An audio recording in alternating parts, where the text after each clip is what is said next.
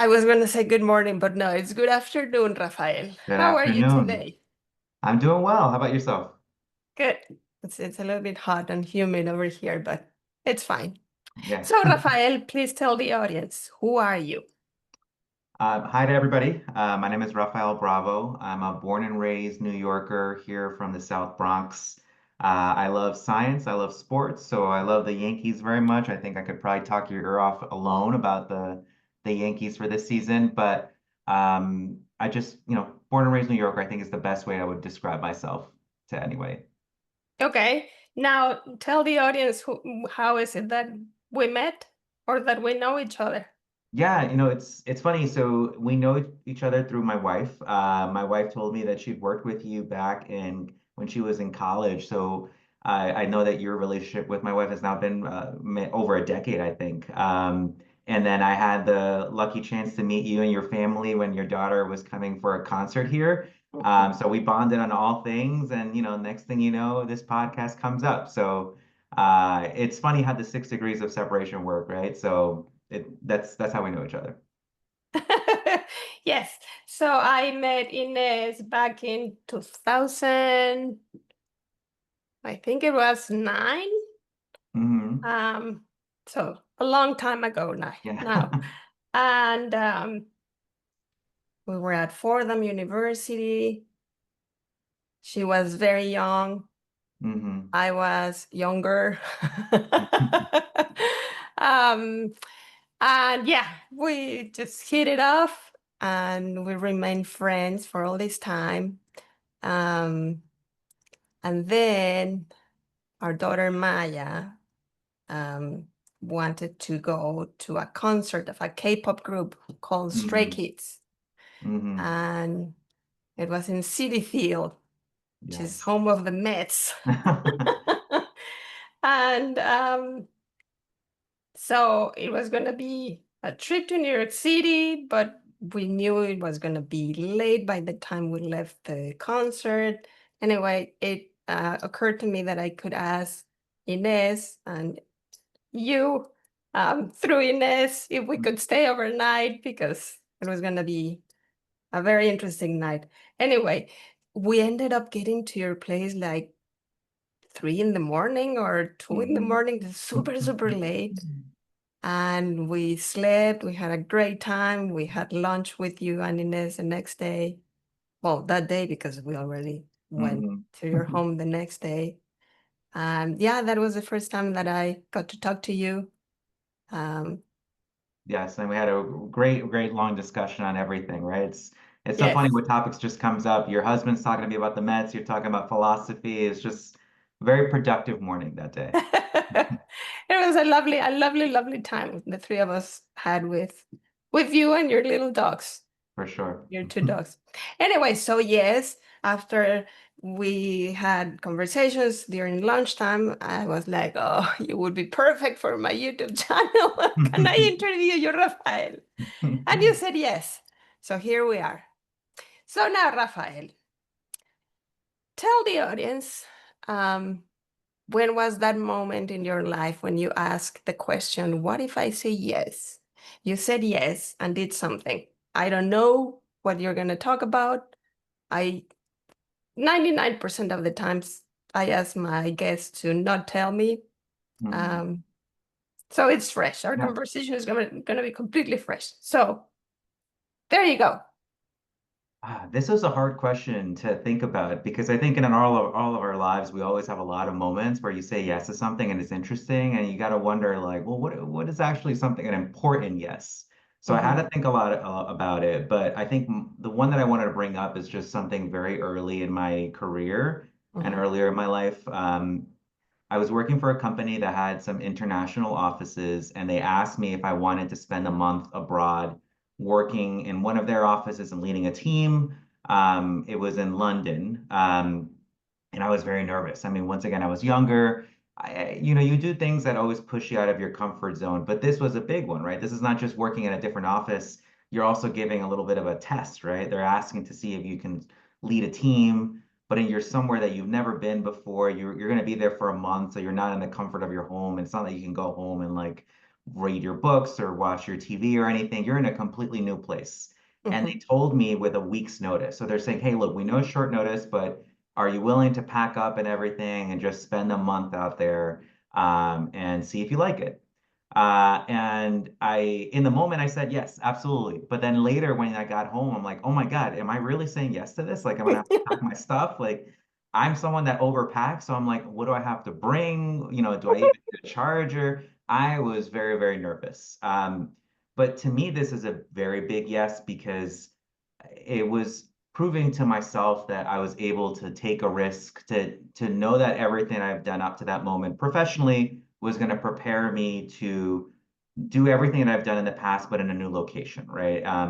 And especially with people that have never met me, have never worked with me, just being able to know that one, I was going to survive out of my box, and two, that I was going to be able to do the same kind of work that I've done in the past. So for me, it was a growth moment. There's a lot of culture shocks. I mean, London, what's great is that they speak English too, right? But they could tell that I was not from there. So I would call folks and they're like, you're not from around here, are you? And I'm like, no, I'm not. You got me right on the dot, right? And that's usually something that, here in America, we notice other people who are not from here, right? That's like, oh yeah, where are you from? But now it was me, right? Now I was the one that's going to places and they were like looking at me like, where are you from? Like, what, your accent's not from around here. So it was a very interesting experience, but it went very well. I loved just not knowing what was around the corner, meeting people, people were very friendly, and just getting to work on different things and just knowing that you can step up to that moment, right? After that experience, a lot of everything that happened afterwards, we're always like, hey, you've done something like this before. You're going to be okay. Mhm. And that was very reassuring to me as a person. How old were you when you said that yes? I was 26. I was 26. Yeah. Pretty young, Yeah, yes. for sure. And it's just funny to me because when I think about that, I also think about my parents, right? Like my parents came here to the US, when they were also young. And for me, I knew the language, right? When I went to London, even if things are strange, Mhm. there was some level of comfort of being like, I can communicate myself. And the entire time that I was there, even though it was different. I just Mhm. kept thinking about my parents who came here to the US and they didn't know the language. Everything was new. They had to look for jobs and things like that. And it was also a very special experience there because it's not the same, but I also was like, I can't believe that I'm worried about this. And my parents came, to the US and they had less background or less comfort than I have. And they were running through this too. So it was a little bit of a merit experience, but yes, I was young. But even then, it was still sort of a connection moment to my parents and my family at that point too. So just curious now, were your parents okay with you going to London or were they afraid? Oh, my dad was very nervous. Yes? Yeah, so the thing is, in my culture, I'm Mexican. My parents are always, they want the best for you, education, work wise, but they're always the cautious voice sometimes where they're saying, hey, you're going somewhere else. Be careful, make sure that you're not staying out late. The parents are parents, right? No matter what. Mhm. But my dad was also very much like, make sure you take care of yourself, make sure that you're not staying there too long. He was cautious, and that's good because sometimes he's a good cautious voice. But once I made my decision, I told my dad, I am gonna go. He was very supportive after that. But of course, they have to warn you before that, right? Make sure you don't get kidnapped or anything like that. I was like, no, it's okay. It's just an international visit. It's all okay. But they did support me going there after I told them how excited I was about the opportunity. Mhm. Now, you get there. Did you go with Ines? Inez joined me in the middle of the trip, but the first week or two, I told Inez, I was like, look, I don't know what's gonna happen when I get there. I almost need my little space of, stress. So where like I'm gonna get there. I don't know what's what. I don't know what's gonna happen at work, but give me a week or two just to be stressed by myself. And then once I'm a little more comfortable, then you can come and join. And then at least I'll know a little bit of like what's around and Mhm. where to go and how to even get onto the tube, or the train there's Mhm. as they call it. Give me a little bit of a buffer, right? So that when you get there, it's going to be a little more easy for both of us. So she waited, and then afterwards she joined. And Inez is super lucky. So every time she travels, like there's always great weather and everything. That London is known for having bad weather, and the 2 weeks that we were both together, sunny every day. And of course, Ooh, yeah, before she gets there, it was like a little hazy and rainy because London is known for that temperament weather. But when she gets there, 2 weeks of sun, 2 weeks of just gorgeous summer. So now I have to make sure she comes with me any trip I go internationally, even if it's cold. So she's a good she luck. brings the sun to you. Yes, there you go. Yeah. I just realized that you call her Inés and I call her Inés. You have Yeah, the it's English fun. pronunciation. I think so. And I switch between the two. So, when we're arguing in Spanish, I thought, Inés. But if it's just a normal conversation, I'll use both. We interchange. Ah, that's funny. Okay, so now describe to me what that first week was like. Yeah, the first week, I was just, I'm one of those people that once if I'm working on a problem, I just want to jump in. Or if I'm working on something, I don't want there to be like a waiting period. I get anxious. I'm not super patient. I can admit that. I flew in and I was like, I can't wait to get into the office the next day. Met a lot of people. Folks were very, very nice. But for me, it was just about settling in, getting onto my computer, figuring out putting everything in the list. I literally have, if I could show you, I have like notepads on notepads everywhere. Hmm. For me, making a list is comfortable, right? Making a list makes me feel more organized. And Hmm. then the only thing I love more than making a list is just crossing things off the list. So I was making a list of, okay, I'm going to learn how to get onto the train. I'm going to learn where to grab something to eat around here. I'm going to make a list of the things that this place is known for, right? So I did a lot of organizing in that first week. And then once I got a little comfortable, I started going for runs. So I feel more comfortable running. And then, one, because if I encounter anything dangerous, I can just keep running, right? But two is, it's a way of learning what's around you and then just figuring out what the neighborhood is like. That first week, I spent a lot of time either in the office or just trying to be, as soon as office hours are done, I was out exploring. I wanted to make sure I knew where everything was and like what the gist of the neighborhood was. There's one thing that when I think about the UK worries me, which is that on the streets, the cars are on the other side. Hmm. And my fear is always that if I go there, I'm going to get killed because I'm going to turn to the other side. Did that happen to you? Not so yes, but the thing that almost really got me was jaywalking. So New Yorkers, we are totally comfortable crossing streets, and I almost got hit by a car because I was jaywalking and not paying 100% attention, and that did almost happen to me. It was this close, and for that car to almost zip by me.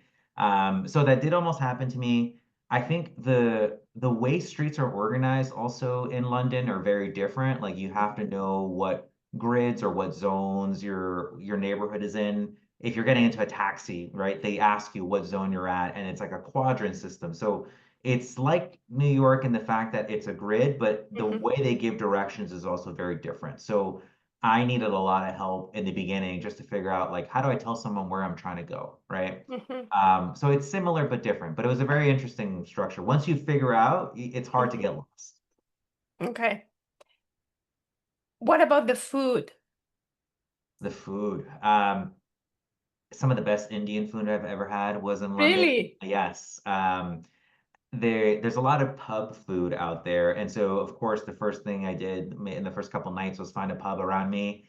I started talking to some of the bartenders. That's how I learned that London is very famous for their gin, Mhm. very famous for the Sunday roasts. So they have a tradition where every Sunday, you'll typically take your family out to a pub. It's a very standard meal. So it's like a roast. There's like I forget what it's called, like a bread pudding. Mhm. Very traditional items that you will go eat, and then that's like the Sunday roast. Every pub will offer it.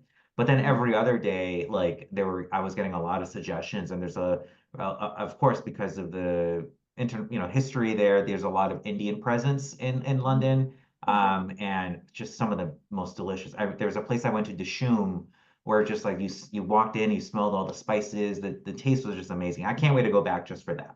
So the food was Mhm. good. Lots of options out there. Before you went to London, have you ever been abroad? Yes. Where? I've been to Mexico. I've been to China. Um, I've been to Germany. So I had traveled a little bit out there. Um, London wasn't the most cultural shock. Like, I think when I went to China, that was a much bigger, experience in terms of differences. Hmm. But London was just like it's a little happy medium, right? It was something different, but you got to try a lot of different things and just learn a little more about other kind of cultures and people there. So when you went to Germany or China or Mexico, were those work trips? Mexico was just personal. Germany was part of work, Hmm. and in those trips, I took maybe a week or 2 weeks, never a month, right? Hmm. I never had a trip of that length for work. Hmm. And once again, Germany, everyone speaks just perfect. In the place that I went to, everyone spoke perfect English. But of course, they're very apologetic. They're like, "Oh my God, I'm so sorry. My English is not so great." I'm like, "Your English is so much better than some people that I know. So please don't be apologetic, right?" That's why Germany, London, like some of these places, it's very easy because from very young age, they're learning English there, right? So they know multiple languages. Hmm. Where in the US, typically maybe it might be one or two in those cases. Yep. Um, when you went to London, what was choose the best thing about the trip and the most stressful one, the Yeah. one that you least enjoyed? Oh man. So I think the most enjoyable part was, there's a lot of rich history in museums and art. Like that's one of my favorite things to do when I'm abroad. I will go to as many museums as I can. And being able to see things in person and just hear about these things from like guides and be able to just experience that. It's one thing to see it in television, but it's another thing to go see the Big Ben, right? The clock or the London Bridge Hmm. or the artwork that typically is only stored in some of these museums. Being there is different and kind of gives you a different perspective on it. And I think that's one of the best things I had from that trip.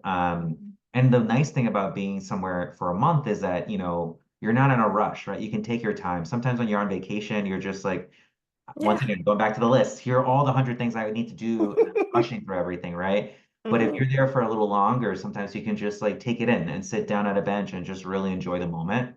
Hmm. One of the more stressful parts for me was just it's a different culture and just how you work with healthcare systems and hospitals, right? And so the stressful part is I didn't have a lot of chance to prep. So you're there and you're trying to make sure that you're supporting the people that you're working with. So you want to be as helpful as possible. But because their healthcare system and the way the structures work are very different, there was a lot of learning. I had to be very comfortable getting out of my zone and admitting, like, "Hey, I'm sorry, I don't understand this. Like, can you tell me a little bit more about this?" I would take lots of notes because I always told people, I promise I will ask you this and I will make sure that if I can, it's going to be the only time I ask you this, right? Hmm. Because it's a lot to ask of people to explain to you in a very briefly, like, this is how the NHS works. So it's like the National Health Service, right, in London, Hmm. or this is how hospitals will provide service. Here in the US, a lot of people make appointments, and maybe you can see your doctor sooner, depending on your insurance.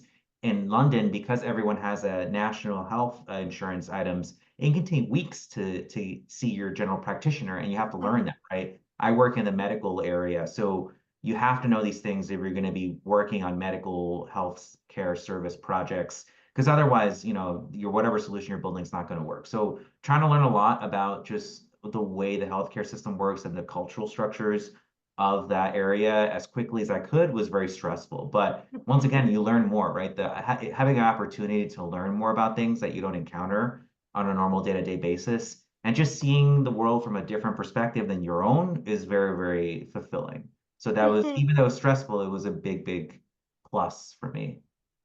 Why was it only a month? It was because they wanted to hire some additional people for that Mhm. team, but it was going to take some time for them to bring them on. And so that month was like, hey, we need some support while we're working through this future state solution.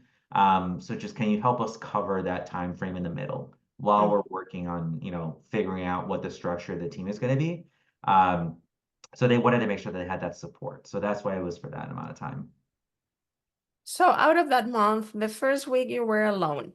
Hmm. The next 2 weeks, Inez was with you. And Hmm. then you were also alone for the last week of the month. Yes. How was that week? Different from Yeah, the other three? it was there's always some pros and cons, right, to having your own space too, right? So, you get to enjoy obviously some time if they come visit you. So NS coming was great. And then the last week was really helpful in just in terms of tying things up, right? Like, I'm going to be leaving now. I want to make sure that I'm leaving the team there in the best position possible. So it did allow me to focus a little more on those things. Mm, Um, and everyone in the office, once again, was very, very nice and helpful. So it was great for me to just spend that week making sure that they were going to be in a good place and support them. mhm. I got to know a lot of them. And so we had some last second like pub visits and things like that. So it was good. I am also, I was looking forward to being home as well because a month is a long time, right? Like I said, Mhm. when you're at home, you're used to your own patterns and your own tradition Routines. routines. That's the word I was looking for. Mhm.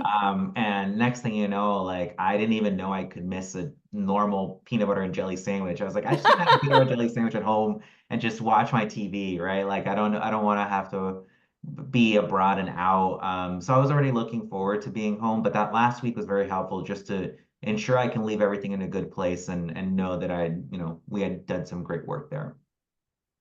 Did you at some point start um, missing the place that you was missing London and your life there? Yeah, no, I think about that from time to time. Because it's a very busy place. It's like New York in a way. It's a very busy city, lots of different cultural pockets and areas. So it had its own charm. Mhm. And I always think to myself, oh, what would it be like to spend another month there? But then again, who knows if I would have been that lucky with the weather? Maybe I would have gotten the dreary London if I just go on myself. But Mhm. I do think about it from time to time just because it's once again, a very culturally rich and nice place. Um, Have Whenever you been back since then? I have not, no, I'm not. So it's on my list. But the thing is, once you go somewhere, you always want to like, you want to move on to, you want to cross off things off the map too, right? Like, so when we take travels, we want to go to new places so that we can keep that list going. And then once we hit all the couple ones that we want to go to, then maybe we'll go back to London. Mhm. When you were in London that month, did you go out of the city or did you just explore London? Just explored London because I had to go into the office Mm, during the business week. So we weren't really, I think the only opportunity we could have had was over the weekends. But once you're there, there's plenty to do in London. So we're like, I don't know if we have to leave the city in order to do anything fun. There's plenty of things to do here. mhm. But in Europe, I mean, one of the pluses is that everything is so close together that if someone were to take a longer vacation there, you can be in London and then take a quick plane ride somewhere else, right? So that's a pro. In the future, if I ever went, I think I would do that. How many years ago was that trip, This work trip? must, yeah, this must have been in, I want to say 2016 or 2017. So, um, Almost a decade. yeah, almost, yeah, 9 years, I would say. Yeah. So being 9 years apart from that experience, what do you think of it now? I think, once again, it just kind of taught me that I am able to do well in environments that are different, But environments is that there something different now, like a different realization now, 9 years after, than when Mhm. you just came back? Yeah, I think looking back at it, I don't know if there would be a different realization, to be honest, Mm, because a lot of those realizations were things that when I got back, I was like, wow, that was a really eye-opening sort of just for me. Like I'm able to handle different things. Mm-hmm. And so far, I've said more yeses because of that yes, right? Mm-hmm. I've taken on other challenges where normally I'd be worried because I can always look back to that yes and say, hey, you did very well there. Take Mm-hmm. another stab at it, even if it's something culturally a little stressful. Mm-hmm. We can do it. So I think no, nothing different. It's just been a Mm-hmm. positive sort of domino of more yeses because of that original one. And before we turn to the no, final question. So your parents now, um, or after the trip, when you had to say yes to something similar to that experience, were they less afraid than they were the first time when you went to London? I think maybe a little, but parents But are always still. doesn't matter. They're always gonna say, "Are you sure are you sure you want to do that?"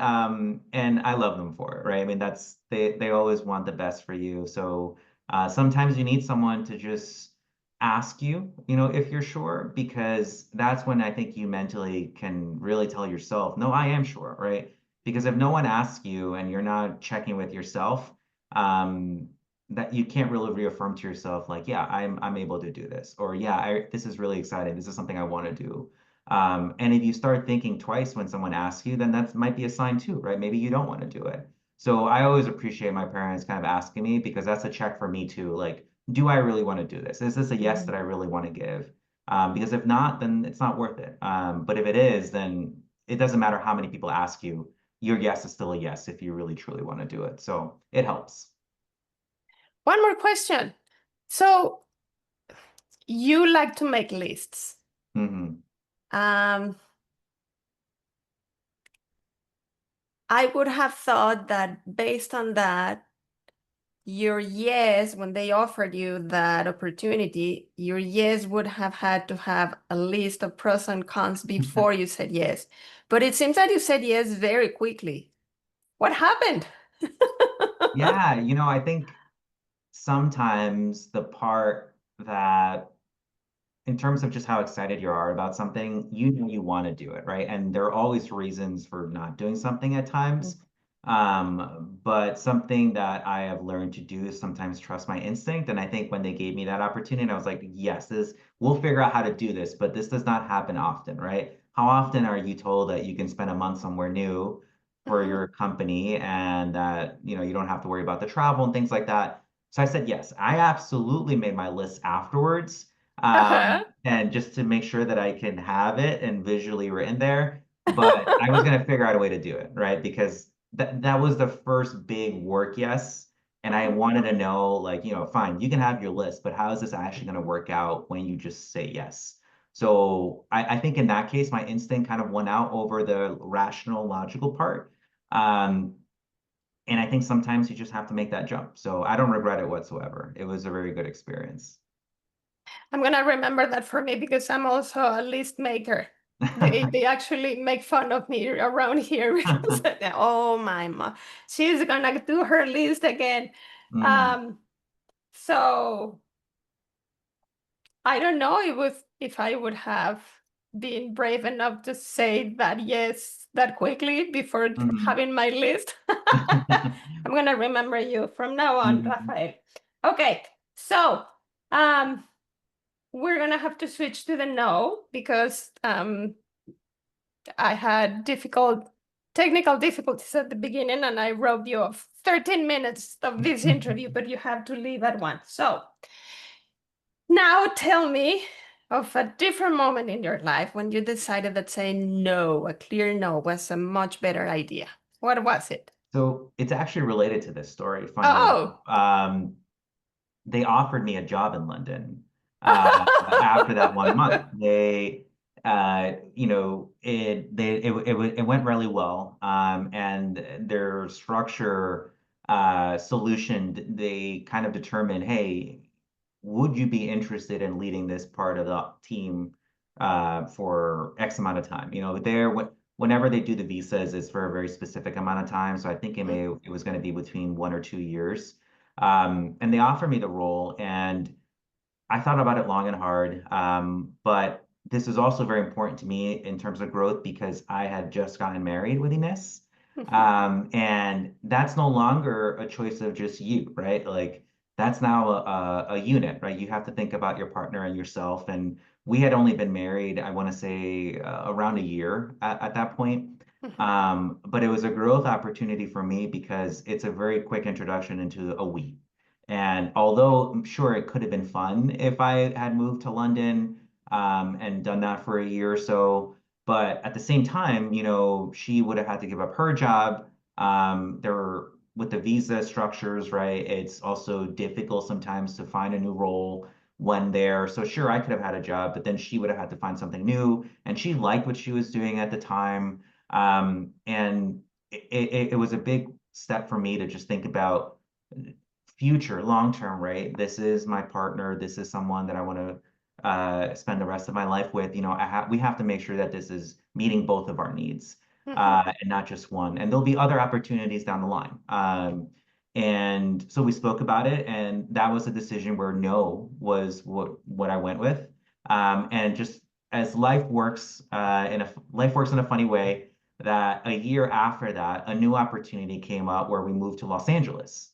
Mhm. So we did end up going to, moving somewhere new. It just wasn't as drastic as moving internationally, right? So we did end up packing up all of our things and moving from New York to Los Angeles. She easily found a job there. I had a job there. We spent a couple of years on the West Coast and taking in all the sun.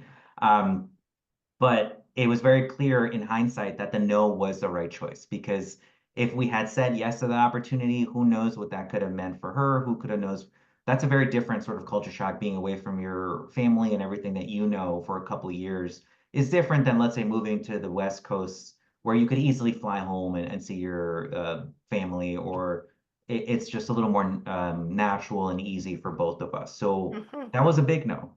It wasn't an easy no because I just spent 30 minutes telling you how fun it was, right? And just how engaging it was. But other values came in and just our partnership. And I mean, we're close to celebrating our 10 years married together, my wife and I. So Congratulations. thank you. It's just one of those things that was very clear the right choice. And sometimes it doesn't have to be an easy no, but sometimes you have to make that no to ensure that you're taking care of every other parts of your life, right? So Mhm. that was a big one. Were your parents super happy that you didn't stay in London?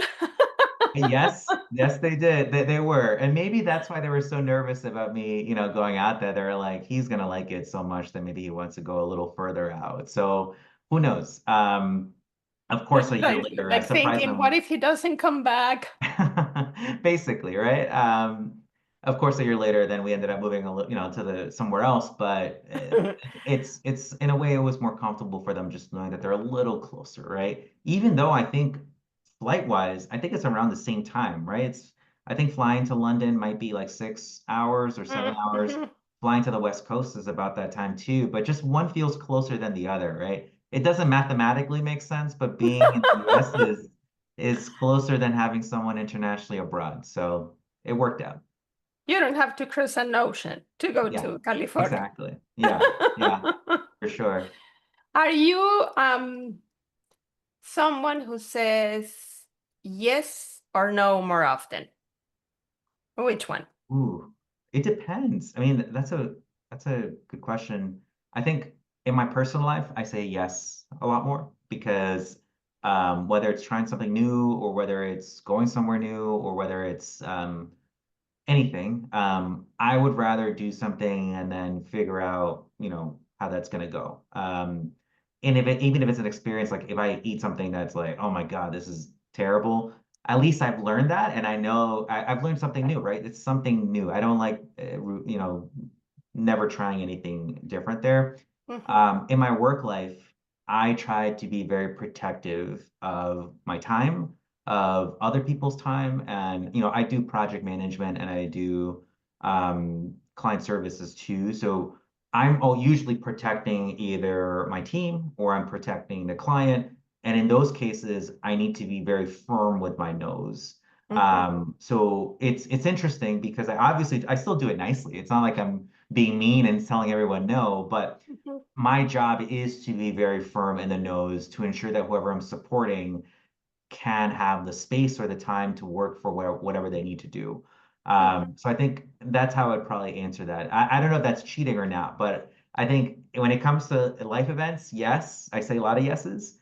When it comes to just what I do at work, I try to be very clear in my nose to protect the people that I work with and collaborate with.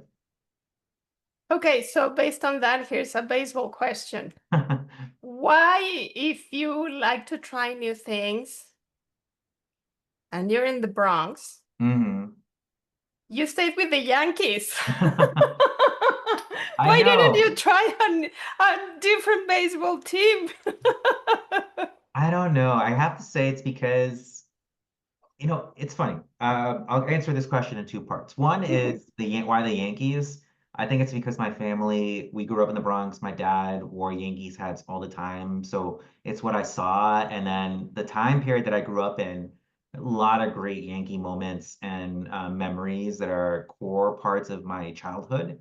mhm, And for me, once you experience something and you find your bond, or your group, right? A lot of people who are Yankee fans who I also know are just equally big fans as me. That's it. Why would you ever leave? I mean, even when they do bad, those moments when things go well are just so fulfilling to you as a fan that mhm, I would never switch, right? I mean, I'm mhm. also a big Knicks fan. They haven't won anything, but I'm waiting for that one year when we do because it's gonna feel amazing, right? But baseball itself, a lot of people say it's boring, like a lot of the same things happen, it's long, it's like, it's routine stuff. But it's funny because I like doing all these new, different creative things, maybe in other places. And sometimes you just need that outlet where you can watch something and you can just take it in, even if it's a little slow. That Mhm, part, the part of you that's always busy doing different new things gets recharged by watching something like baseball, where you're watching people, hmm, even if it's the same thing, they mhm, have to be very technically good at doing the same thing over and over for it to have a reproducible result, right? They're playing 160 games.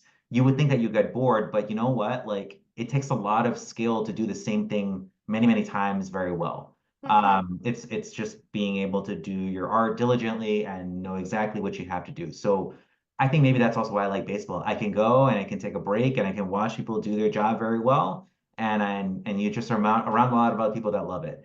I will mhm. say that the Mets have a very nice stadium. So if I ever consider another team, which I would never admit to anyone ever, even if I wanted to, they have a very nice stadium. So I'm happy for the fans. Love that for all the Mets fans out there. But for me, it's Yankees for the foreseeable future. Let me tell you, that concert we took Maya to in City Field was Mhm. amazing because of the stadium. Oh, yes. Yeah. You can have fireworks with the Yes. concert. Yeah. Very nice. Well, Rafael, I have to let you go, but before we leave, we finish this lovely conversation. Do you have any final words? Anything you would like to add to this conversation? Yeah, no, I mean, I think I guess just to any people who are thinking about some of the yeses, I think I always encourage folks to take that jump, because you'll learn something about yourself in that experience, no matter what. Even if it's a yes that doesn't necessarily turn out the way maybe you thought about it, it's something that you'll apply to the next yes, right? Because you might have that same exact scenario, but something you learned about that experience will just frame the way that you set up the next yes. And so I think for me, that's what happened for my yes. I learned a lot about myself, and as I mentioned, it led to a no, but I just learned a lot about what it takes and how I can make the next couple of yeses even more successful. Mhm, So I would just encourage folks to take every jump that you can, because you never know when that yes might be a really big one, right? mhm. Sometimes you don't have no idea what kind of effect some of these yeses are going to give, and I think that's the exciting part. That's the whole reason for us just being here, just experiencing something that could be even bigger. So I would encourage everyone to just take the jump, no matter what it is. Very nice. Well, Rafael, now it's your time to send me any pictures you would like to share with the audience about your yes that I can add to this at the end of this conversation. And say hello to Ines. Will do. Yeah, that sounds good. I'll make sure to do that. Watch her interview. Yeah, That's her homework. That's a yes, yes you have to say. that's going on my Um, list. Thank you so much for coming to What If I Say Yes. Yeah, thank you Enjoy your for summer, much appreciated. Same to you. and we'll stay in touch. That sounds good. Say hi to the family. Thank Take care. you. Bye, Rafael.